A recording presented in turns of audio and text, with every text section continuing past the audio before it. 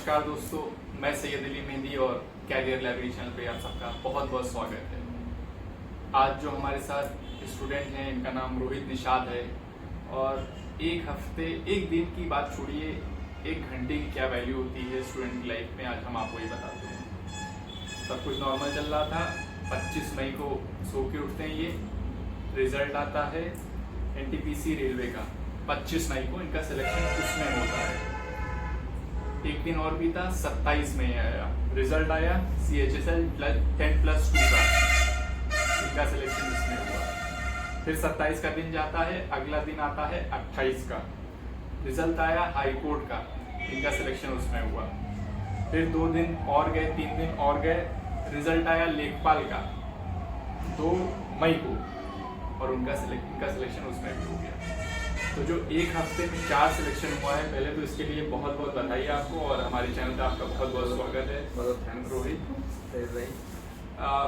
सबसे मेन चीज़ होती है रोहित कि आपने इतने साल मेहनत की, जब उसका 4 रिजल्ट एक साथ आए एक हफ्ते में, पहले तो उस फीलिंग के बारे में बताइए, कैसी फीलिंग? हमको विश्वास नहीं हो रहा कि हमारे 4 रिजल्ट एक साथ आ गया है। हाँ, लेकिन अब जो असलियत है उसको तो स्वीकार करना पड़ेगा ही।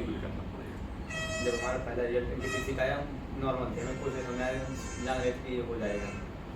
उसको सिर्फ वैसे ही दोस्तों को नहीं बताया, किसी को नहीं बताया NTPC के बारे में। हम गए रहने उसको 2-3 दिन बीता, फिर हमारा रिजल्ट आ गया इसका 10+2 का। तो इसको सबके साथ अच्छा रोहित, आप रहने वाले कहाँ के? फैमिली बैकग्राउंड आपका? OP के रहने वाले हैं। कहाँ का? OP बीकापुर के रहने वाले, मतलब शहर के पास ही रहते? तो गाँव में रहते हैं। अच्छा, तो परिवार में आपके कौन कौन है? परिवार में माता पिता हैं, दादा दादी हैं और 3 भाई हैं। अच्छा, भाई लोग आपसे बड़े हैं छोटे हैं? एक भाई बड़े हैं, एक छोटे हैं। तो फैमिली में कैसा है, मतलब फादर जॉब करते हैं? फादर गांव में एक दुकान है, छोटी वाली। अच्छा, मतलब छोटा दुकान है, किराने टाइप की दुकान जो होती है उस तरह की? नहीं, 10 आटा चक्की है। अच्छा, आटा चक्की। चलिए, और खेती वेती होगी गाँव में? खेती ज़्यादा नहीं है। ज़्यादा नहीं। अब भाई जो बड़े हैं आपसे, वो क्या करते हैं? जॉब करते हैं? वो भी तैयारी कर रहे हैं। तैयारी कर रहे हैं मंडे एग्जाम्स की? जी। अच्छा, ठीक है, बढ़िया है। तो स्कूलिंग आपकी कहाँ से हुई, मतलब यूपी बोर्ड से, गाँव से ही हुई या सिटी से?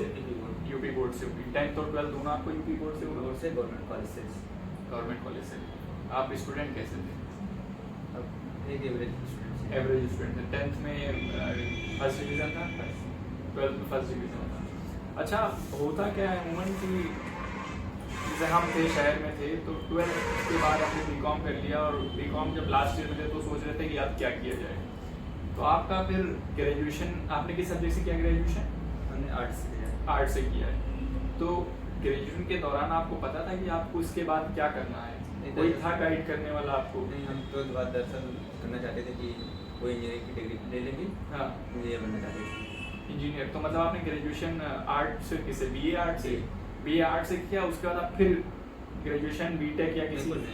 दरअसल हम 12th बाद चाहते थे कि या तो IIT में एडमिशन मिल अच्छा, जाए। 12th के बाद ही आप चाहते थे? अच्छा, ओके। या फिर पढ़ नहीं करके नॉर्मल जेई बन जाएंगे।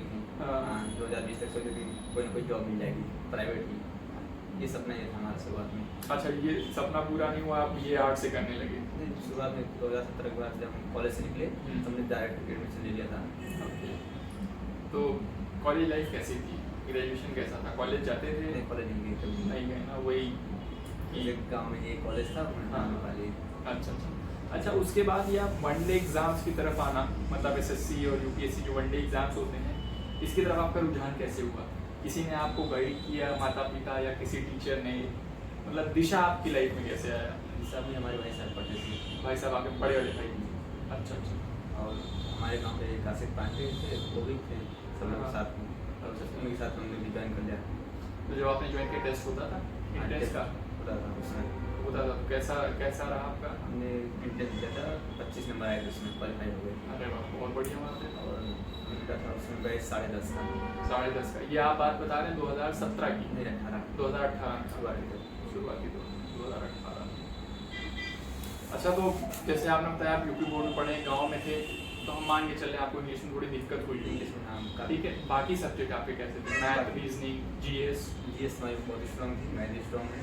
हाँ, मैथ स्ट्रॉन्ग है, GS स्ट्रॉन्ग है। हमें जब कॉलेज लाइफ में थे तब से हमें 2 कहानियाँ पढ़ने जाना पड़ता था। हिस्ट्री को या किसी भी सब्जेक्ट को, तो एक कहानी को मैं पढ़ते थे हमेशा। इसलिए हमें जीएस में कोई दिक्कत ज़्यादा होगा। बढ़िया बढ़िया। और मैथ भी आपका स्ट्रॉन्ग पॉइंट मैं है। स्ट्रॉन्ग पॉइंट, क्योंकि गवर्नमेंट कॉलेज में ये फायदा रहता है, आपको कुछ ना पढ़ाया जाए लेकिन आपको मैथ अच्छी पढ़ाई जाएगी। अच्छा, हाँ, कुछ ना पढ़ा जाए लेकिन मैथ के टीचर अच्छे रहते हैं, मैथ अच्छी और पढ़ाई अच्छी जाए। पढ़ाई जाएगी वहाँ पे। ये बहुत बढ़िया आपने बात बताई। अच्छा, फिर इंग्लिश में आपका थोड़ा हाथ तंग था, उसको आपने कैसे टैकल किया, कैसे उसको? अब यहाँ पे शमसी सर थे तो शुरुआत में तो उनको समझ में नहीं आता था, लेकिन धीरे धीरे हमने समझने की कोशिश की और सर से क्वेश्चन भी सर्च करते थे और साथियों को भी सहयोग रहा उसमें। सही है सही है।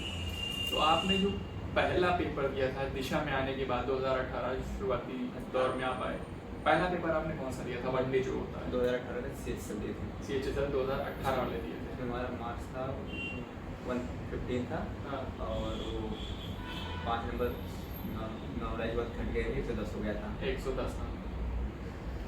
और उसके बाद वो क्वालिफाई नहीं हुए। फिर 2019 का दिए 10+2, उसमें कट ऑफ गई थी सबसे ज़्यादा हाईएस्ट कट ऑफ अभी तक SSC की हुई थी, तो उस क्वालिफाई हो गए थे हम। हाँ। और उसके बाद उसमें डिस्ट्रिक्ट में 70 नंबर पाए थे, हम पहुँच गए थे मतलब जो फाइनल कट ऑफ गई थी 10+2 की उसकी, उससे 3 नंबर कम हो गया था हमारा, परिवार बाहर हो गए। तो उस समय लगा कि चलो कोई बात नहीं, अगली बार देखेंगे। फिर अगली बार आ गया ये PET आ गया PP का, हमने सोचा आप रहे तो PET में आया है, लेक क्वालिफाई के अंदर देखे निकल जाएंगे, तो एवेट नहीं करेंगे। लेकिन क्या हुआ, PET तो PET की तैयारी के चक्कर में हमने अपना पूरा SSC गड़बड़ कर दिया। हमारा 2020 का CGL निकला, 10+2 निकला, कुछ नहीं निकला। 2020 का तो कुछ नहीं निकला। सिर्फ PET क्वालिफाई हो गए अच्छे नंबर से। हाँ हाँ। फिर वहाँ हम कहते हैं ठीक है, देख रहे हैं वैकेंसी नहीं आ रही है, हमने फिर से अपने रुझान SSC की तरफ डाल दिया और यहाँ फिर हमने 10+2 का एग्जाम दिया और ये आपने 2021 की बात है, 21 का आपने 10+2 दिया। 2021 का 10+2 दिया और इसमें हमने अच्छे मार्क्स लाए थे। अच्छे मार्क्स आए, इसमें अभी आपका रिजल्ट आया इसका है। रिजल्ट आया। अच्छा, तो जो आपने बता ही दिया कि आपने कितना स्ट्रगल किया, पहली सफलता आपको 2021 CHSL मिली, बीच में आप तक गए थे PET के लिए। आपने 2018 में ज्वाइन किया, आपकी जो रिजल्ट आया 2023 में आया।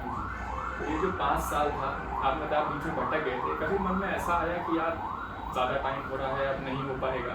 क्योंकि हमारे पास कोई ऑप्शन भी नहीं है ना, ऑप्शन नहीं है। क्योंकि इंग्लिश में मीडियम है, बरंदा बोर्ड। हाँ, अगर आप अपने नाव को जला सकते हैं तो आप पीछे जा नहीं सकते। जा नहीं सकते। तो इसलिए हमने वही किया कि अब अगर हम 4 सीढ़ी ऊपर चढ़ गए तो नीचे नहीं जाएंगे, 4 सीढ़ी ऊपर चढ़ के अपनी मंजिल पा लेंगे। बिल्कुल बिल्कुल। अच्छा, हमने ये देखा है कि दिशा में, और हम ये पहले इंटरव्यू में भी बोल चुके हैं, जो वो जानते होंगे, कि दिशा में जो है अगर वो 3 साल 4 साल कंटिन्यूस वो क्लासेस ले रहा है, क्लासेस बंद नहीं कर रहा है, ईमानदारी से तैयारी कर रहा है, तो उसका कहीं ना कहीं होना है। ये स्वाभाविक है। और अभी आपका जो CGL आपने दिया उसमें आपके 300+ नंबर आ रहे हैं। कितने नंबर आगे बने टोटल? इस बात बने 292 292 बने हैं। 292 नंबर है इनका जो उन्होंने CGL दिया है। तो अब जब उसका रिजल्ट आएगा तो हमें पूरी उम्मीद है कि आपको उसमें अच्छी सीट कुछ मिल जाएगा, अच्छा आपको कुछ मिल जाएगा, पूरी उम्मीद है। तो व्यूअर्स, ये बहुत इंपॉर्टेंट है कि अगर आप तैयारी कर रहे हैं तो ईमानदारी से करें और लगातार करें। होता क्या है कि रिजल्ट आता है, जैसे आपका रिजल्ट आया तो बहुत बच्चों का है जिसमें सिलेक्शन नहीं हुआ, तो उनको पीछे नहीं हटना, क्योंकि उनका नहीं इस बार हुआ है, अगली बार होगा। इनका पिछली बार नहीं हुआ था, इस बार हुआ है। इसी तरह कुछ और बच्चे जिनका इस बार हुआ है, पिछली बार नहीं हुआ था, आपका इस बार नहीं हुआ है, अगली बार होगा। तो हार नहीं माननी, लगे रहना है। जान लीजिए कि संघर्ष जीवन का एक पार्ट है और सफलताएं उसी को मिलती है जो संघर्ष करते हैं, जो बहाने बनाते हैं, उसको सफलताएं नहीं मिलती। तो रोहित, ये सब कुछ के बाद जब आपका रिजल्ट आया, ये 1 हफ्ते में 4 सीटें, तो फैमिली का रिएक्शन क्या था? फैमिली को विश्वास नहीं हुआ कि हमारा एक साथ में रिजल्ट कैसे आ रहा है। हाँ। अब तक तो कुछ नहीं आ रहा था, अब हाँ। कैसे आ गया। मतलब 5 साल से तो कुछ नहीं आ रहा था, इधर 1 हफ्ते में 4 रिजल्ट कैसे आ गया है? मतलब ये खुश हो रहे थे कि असमंजस में थे कि क्या करें? उस दिन क्या समझ में दोनों। ये कैसे हो गया? मतलब आपने बताया 25 को कि हमारा रेलवे में हो गया NTPC, वो उसकी खुशी मना नहीं पाए थे। 27 को आपने बता दिया 10+2 का हो गया, और 27 की रात में ही आपने बताया होगा जाके। हाँ, 27 और सुबह उठे आपने कहा नहीं। 28 को फिर शाम को आ गया था हाई कोर्ट का। हाँ, आपने बताया। लाइब्रेरी से निकले, रूम को गए, हाँ। इधर अंशुमान का फोन आ गया, भैया आप कहाँ हैं, इधर रिजल्ट आया है, आप आइए फिर से। हाँ। तुम फिर से आए लाइब्रेरी, फिर और उसके बाद आपने बताया 28 को फिर हो गया, आप वो खुशियाँ नहीं मना पाए, आपने फिर 2 तारीख को बताया हमारे लेखपाल का भी हो गया। तो मतलब कोई भी होगा, थोड़ा सा असमंजस होता है। कोई भी सुनता है तो कहता है कि यार ये कैसे संभव है कि एक साथ 4 रिजल्ट हमारे आ रहे हैं। जब आपका ये चारों रिजल्ट आया, आपने माँ बाप को बताया, ऑब्वियसली बहुत खुशी होती है। समंजस की अलग बात है कि भाई 4 रिजल्ट आ रहा है हफ्ते में। आपके मन में क्या रहा था कि 4 साल की जो मेहनत है वो फाइनली रंग ला रही है? मुझे विश्वास है कि हमारा कभी कभी तो होगा ही, लेकिन ये नहीं विश्वास है कि एक साथ 4 रिजल्ट एक ही मतलब आस-पास में हो जाएंगे। अब वही था कि हम पहले विश्वास था जब एनटीपीसी एग्जाम दिए थे, गए थे जब फॉर्म उठाने दुकान पे सर्व करके, वहाँ पे लोग कह रहे थे कि तुम कहाँ भर रहे हैं, हम कह रहे कि यहीं इलाहाबाद से भरेंगे। बोले यहाँ से क्यों भरोगे, यहाँ तो कटा बहुत हाई जाएगी। हमने कहा अगर पेपर देने जाना होगा तो हम नजदीक ही जाएंगे, दूर नहीं जाना है। बहुत अच्छी बात है। और अगर जान होगा तो इंग्लिश होगा, नहीं होगा हमारा। और पहली बार जब इसका एनटीपीसी का तो हमारे उसमें 90 मार्क्स थे, 90 नंबर बनाने के लिए विश्वास हो गया था कि एनटीपीसी हमारा हो जाएगा। क्या नहीं, लेकिन एक फायदा ये भी है 4 रिजल्ट एक साथ एक हफ्ते आने में। जो दोस्त लोग पार्टी मांगते हैं तो अब चारों की पार्टी आप एक साथ दे सकते हैं। अच्छा, आप दिशा में इतने टाइम से पढ़ रहे हैं, दिशा में फैकल्टी जैसे अखिल सर हैं, डायरेक्टर लाइफलाइन हैं, शमसी सर हैं, अंजनी सर हैं, विश्वा सर हैं, तो जैसे अखिल सर के बारे में कुछ शॉर्ट में बताइए। अखिल सर एक पिता के तरीके आपको प्यार करते हैं। वो अगर आप गलत करेंगे तो आपको डांटेंगे, अगर आप सही करेंगे तो आपको प्रोत्साहित करेंगे। उन्होंने कभी भी ये नहीं सोचा कि ये बच्चा जो कमज़ोर है तो इसको हम और कमज़ोर कर दें, उसको और ज़्यादा इंकरेज करते हैं। तो हर बच्चे को एक समान देखते हैं।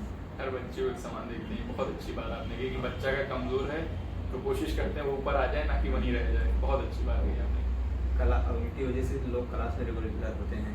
अगर वो क्लास में इतनी कठिनाई मतलब स्ट्रिक्ट रूल ना दें तो कोई जो है क्लास रेगुलर नहीं देगा। और उनके द्वारा कराए गए हर टेस्ट जो है बहुत इंपॉर्टेंट है। शमसी सर? शमसी सर का तो कोई तोड़ नहीं है। कोई तोड़ नहीं है। वो दरअसल हर तरह से अच्छे हैं। वो जितना अच्छा समझाते हैं इंग्लिश, वो भी बेजोड़ है। उनके समझाने का तरीका और किसी क्वेश्चन जिस हिसाब से अगर आप मंच पे खड़े होकर पूछ रहे हैं क्लास में तो आपको जिस हिसाब से एक्सप्लेन करते हैं वो काफ़ी अच्छा उनका है। और वो जिस हिसाब से वो पढ़ाते हैं वो भी अच्छा है। अच्छा, अंजनी सर से आपने पढ़ाई? अंजनी से पढ़े हैं उनके बारे में कुछ? अंजनी सर जीएस बहुत अच्छा पढ़ाए हैं। जीएस पढ़े? अंजनी सर आपने जीएस पढ़ा? जीएस पढ़े हैं।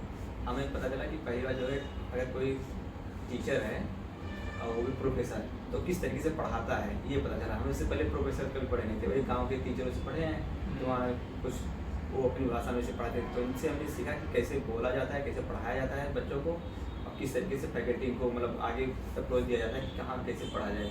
हाँ, मतलब मनमुख कर देते हैं कि आपका मन करता है उनकी बात सुनते रहें। जब अंजनी सर पढ़ाते थे तो ये कहते हैं कि यार क्लास न बीते, क्लास न बीते। 2-3 घंटे वो पढ़ाएं, बस हम लोग बैठ के स्टूडेंट को। क्या बात है।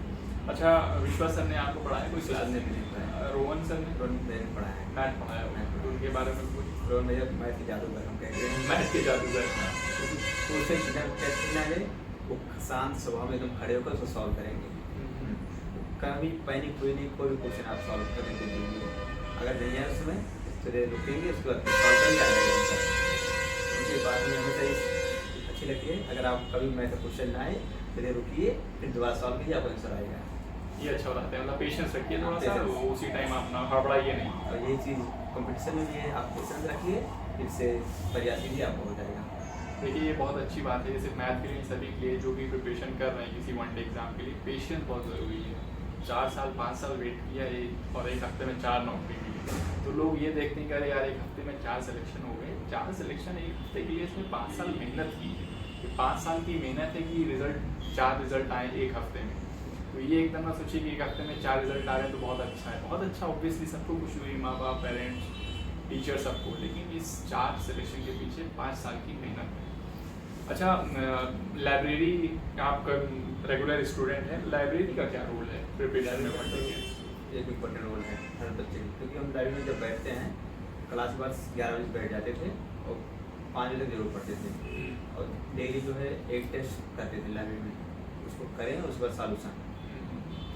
और अगर हमने लाइब्रेरी में पढ़ा है तो रूम पर नहीं पढ़ेंगे, जैसे लाइब्रेरी नहीं रुक पाए तो हम रूम पर उस दिन पढ़ेंगे अपना। एक फिक्स टारगेट पूरा करते थे कि अगर आज में मैथ का कोई चैप्टर है तो उसको समाप्त करना है तो कर देते थे उसमें। अच्छा, आप इस स्ट्रेटजी आपने क्या बनाई थी? मतलब जो प्रीवियस ईयर पेपर हैं वो आप लगाते थे? प्रीवियस ईयर मस्ट है। प्रीवियस ईयर मस्ट है, वो लगाना ही लगाना है किसी भी। चाहे जिसका भी हो, अगर आपको भी एग्जाम तैयारी करें अगर आपने प्रीवियस से सॉल्व कर लिए तो आपकी 80% तैयारी हो जाती है। प्रीवियस ईयर सॉल्व करने पे आपकी 80% तैयारी हो जाती है।